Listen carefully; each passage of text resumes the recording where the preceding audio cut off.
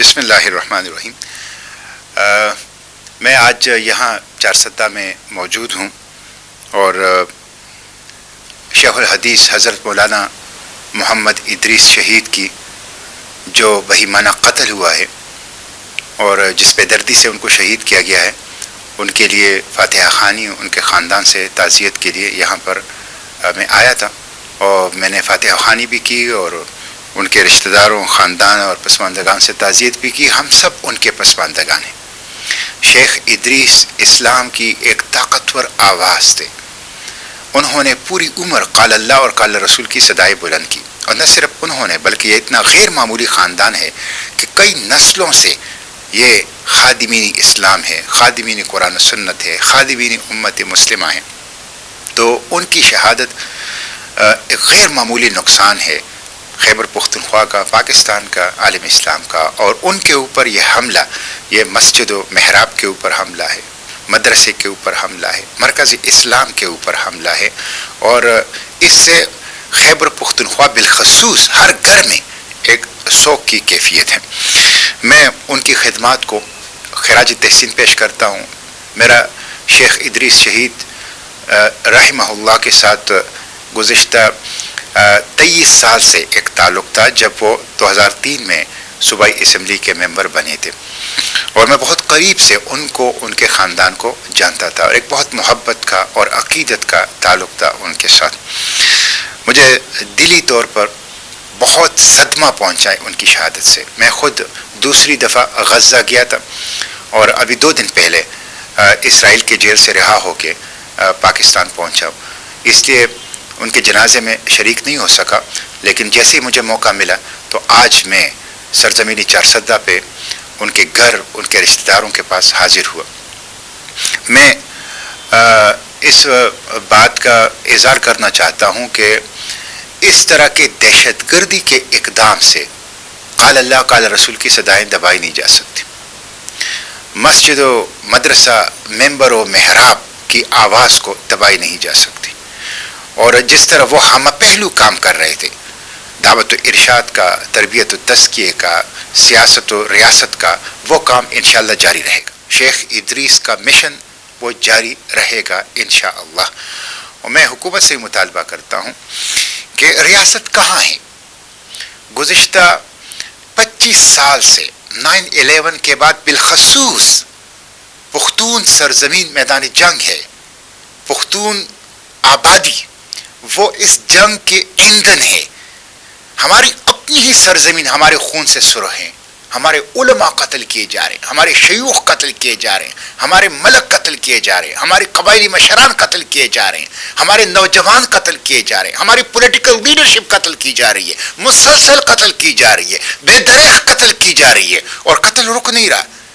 میں نے بار بار پارلیمنٹ کے فلور پر بھی یہ سوال اٹھائے ہیں، میڈیا میں بھی یہ سوال اٹھائے، اور میں پھر یہ کہتا ہوں کہ جب آپ نے باڑ لگا دی ہے، جب آپ کی سول ایڈمنسٹریشن اور پولیس ہے، جب آپ کی ایف سی اور فوج ہے، اور جب آپ کے پاس ڈرون ٹیکنالوجی ہے، اور جب آپ کی انٹیلیجنس ایجنسیاں ہیں، اور جب آپ کی کئی ڈویژن فوج بارڈر کے اوپر بیٹھی ہوئی ہے، تو پھر یہ دہشت گرد کہاں سے آتے ہیں اور واردات کر کے کہاں چلے جاتے ہیں؟ اس لیے پختون آج مضطرب ہے۔ خیبر پختونخوا کا ہر باشندہ سوال پوچھ رہا ہے کہ کانسٹیٹیوشنل ریسپانسبلٹی ہے ریاست کی کہ وہ جان، مال، عزت و آبرو کی حفاظت کرے گا۔ حکومت اور ریاست اور حکومتیں اس بنیادی دستوری ذمہ داری میں ناکام ہو چکی ہے۔ خیبر پختونخوا کا نوجوان پوچھ رہا ہے، خیبر پختونخوا کے عوام پوچھ رہے ہیں، ہمارا جرم کیا ہے؟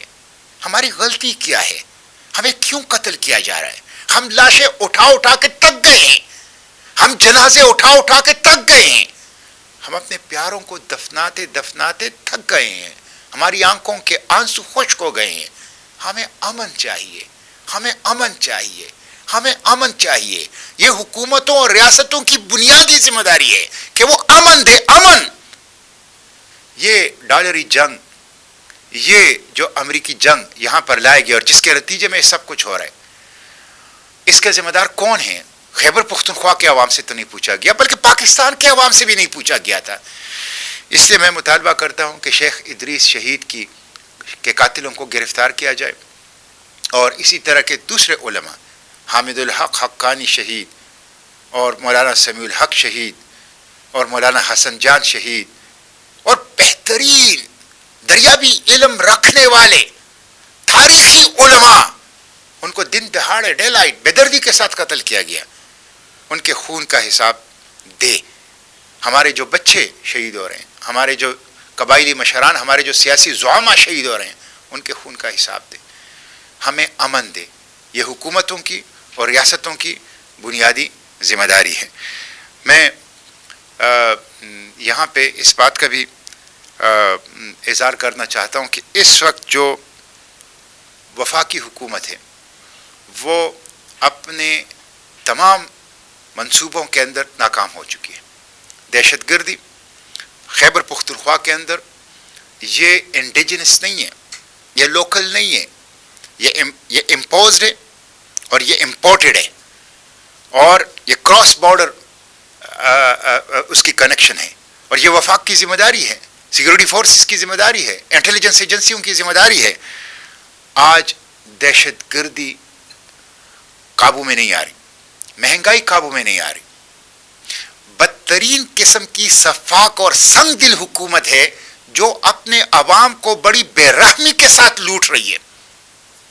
اپنے لیے جہاز خرید رہے ہیں، اپنے لیے 10-10 لاکھ روپے کی تنخواہوں میں اضافہ کر رہے ہیں، اپنے لیے مراعات اور پروٹوکول میں اضافہ کر رہے ہیں، بدترین قسم کی کرپشن اور لوٹ مار کر رہے ہیں کہ خود اس حکومت کا وزیر داخلہ اور ڈی فیکٹو وزیر اعظم کہہ رہا ہے کہ گزشتہ 3-4 سال میں $100 ارب بیرونی ملک گئے، اور دوسری طرف عوام پر ٹیکس لگایا جا رہا ہے. 1 لیٹر پیٹرول میں 100 روپے، 120 روپے لیوی، ایک بجلی کے بل میں 14 قسم کے ٹیکس، گیس کے بل میں ٹیکس، موبائل کارڈ میں ٹیکس، بچوں کے دودھ اور ٹافیوں کے اوپر ٹیکس، اور IMF کے لیے اس قوم کو نچوڑا جا رہا ہے.